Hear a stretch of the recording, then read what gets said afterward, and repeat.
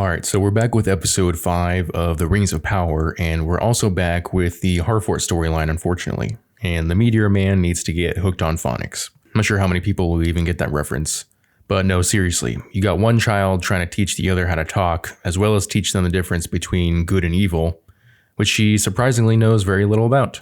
Because as soon as the Meteor Man does something that scares her, she becomes afraid of him. Even after he saved the Harfoots from what I think were wolves. They called them wolves, but the design is even worse than what they have with the wargs.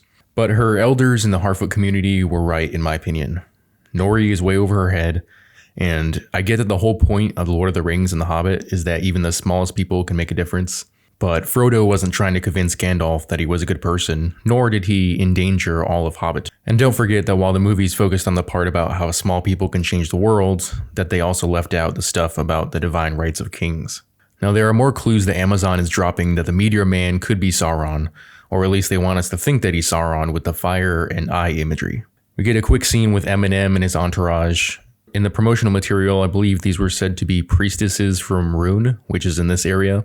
And both during the time of Morgoth and Sauron, the east and south of Middle-earth are typically under the influence of evil. But only time will tell which side these people will fall under. But this scene reminded me of the red priests and priestesses of the Lord of Light from Game of Thrones, how they were waiting for the prince who was promised. And this is a mostly unfounded theory, but my idea about who the Meteor Man might be, based on the fire and on him looking at the stars and what Adar mentioned about removing the sun, makes me think that maybe this is Arien, one of the Maiar, of whom Gandalf and Saruman are of the same rank in the Middle-earth's godly pantheon, and it is Arien's duty to carry the vessel of the sun throughout the sky. So perhaps dark forces caused Arien to come to Earth, or he was sent to stop Adar. Now in Tolkien's Legendarium, Arien is a woman, but I don't think Amazon would have too much of a problem with gender swapping a character. In the Southlands, Adar is gathering his forces to attack the Watchtower and mentions that the sun will soon be gone. I don't know exactly what he means by that though. I don't think he has the power to do that, and if he tried, there would be several gods who would try to stop him. Half of the refugees from the villages, including the old man who told Theo about Sauron, bow down to Adar, and he even calls Adar Sauron, who seems to be bothered by that name, so I guess that means Adar isn't Sauron. The other refugees end up manning the Watchtower, and I wanted to mention that a few days ago, a viewer by the name of Ionis Ravel, hopefully I'm pronouncing that correctly, pointed out that Amazon seems to be turning this situation into a Helm's Deep moment where Adar and the orcs are going to lay siege to the people of the Watchtower, and then the Númenórean expeditionary force will likely show up like the Rohirrim, which will likely cap off the end of the season. Also, why is Bronwyn still in charge? Why is nobody contesting her? You're telling me that out of all the villages to show up that a healer is the most qualified? Why not Arondir? You know, the guy who is centuries old and has experience fighting orcs? Oh, and coincidentally, there happens to be a prophecy depicted on one of the walls of the Watchtower referencing the shadow blade that Theo has. Something to do with Sauron and what looks like human sacrifice. And I know the place used to be held by the Southlanders who served Morgoth, but that still seems overly convenient. Back in Númenor, it seems like a lot is going on, but when you really pay attention, there isn't a whole lot of substance to it. You've got Halbrand and the whole will he, won't he game with Galadriel because she keeps trying to pressure him into retaking his place as king in the Southlands, and Galadriel is absolutely horrible at convincing people. She is surprisingly stupid. The way she acts, it's like she wants everyone to hate her. She even mentions to Halbrand that all those close to her, meaning the elves, can no longer distinguish her from her enemies, and she's bothered by that.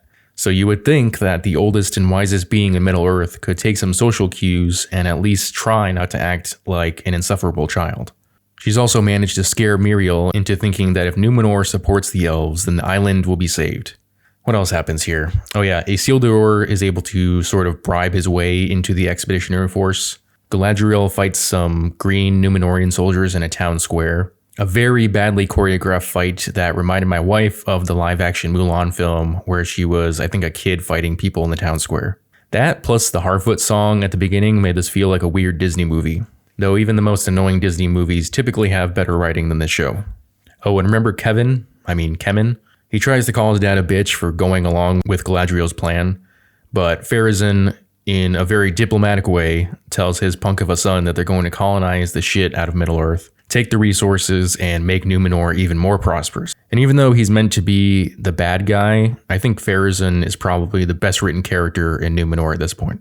Returning to what was my favorite plot between the elves and the dwarves, and I know that in the beginning I said that Durin and Disa were being a bit too comedic, but I quickly got over that because this is or was the best storyline of the four. But they had to go and screw up this one too. So in the last episode, we saw that the dwarves had discovered the unbreakable mineral known as mithril. Well, in this episode, we learned that the real reason Elrond was sent to Durin was to procure mithril to save all the elves in Middle-earth, because apparently the light of the elves is fading and somehow mithril can save them. So Amazon managed to turn mithril into a stupid plot device. They made up a story where sometime in the First Age, a Silmaril was trapped in a tree, an elf and a Balrog fought over the tree.